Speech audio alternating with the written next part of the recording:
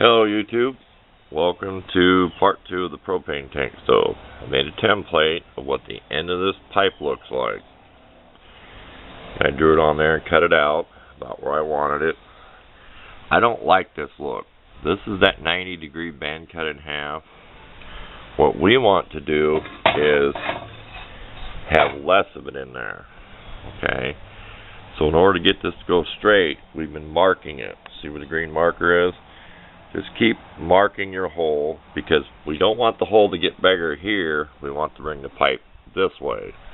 So we're going to keep grinding this to get this pipe to come down on here. I think we'll like that look. We don't like this too much. See, I just made a template at the end of that. That is 3 inches across, but it does get pretty narrow. It will still draw, but I just don't like that look. That's why I cut it exactly in half so I can do what I wanted. That black line was kind of where I estimated another cut.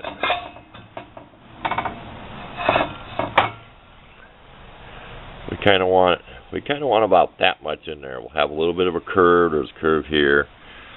You'll see when I'm done. It'll take a little bit of work, but just keep marking that, taking a little bit off, because we're going to be bringing the pipe this way, which will be vertical. This is the back, this is the top.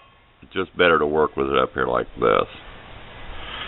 And real quick, we'll pause and we'll show you how the door frame turned out.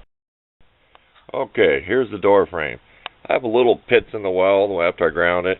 You get the flux from the rod and it makes little pockets, but it doesn't have to be perfect. Try to keep everything centered. I draw lines here. I have a string line where I went across the back. Those lines are on either side piece of string. Used a big square and squared off here and went across here with my really big Stanley square. So to kind of get this even when I start putting my pipe in the back. You can almost center and look down and tell that it's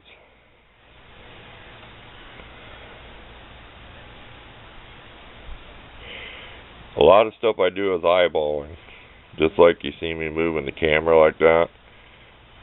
Kind of the old farmer way, like fence posts. You work for a farmer, they put in fence posts, they eyeball them in a straight line. It's kind of sort of what I mean. But we're going to take off, like I said, we're going to keep taking off this way, not this way. This fits pretty good because we want the pipe to go that way. But you'll see when we're done. We'll show the finished pipe when we're done here today. Okay, we cut about this much off. We like this look better. I cut it about a 1/4 inch longer than when I had this stuck in here. After I made the hole, I took my marker and left it a little bit longer in case I needed to adjust like this a little bit, or but there you go. I like that look. It should flow good. It should come out of the stove, then go up. Should have a pretty good flow to it. Put that little dip there. Don't worry about the hole being big gaps or anything to do it. You can fill them with weld. If you start welding or welding, you know you can fill in gaps. It just takes a few extra passes, but nothing special. It's just a little stove.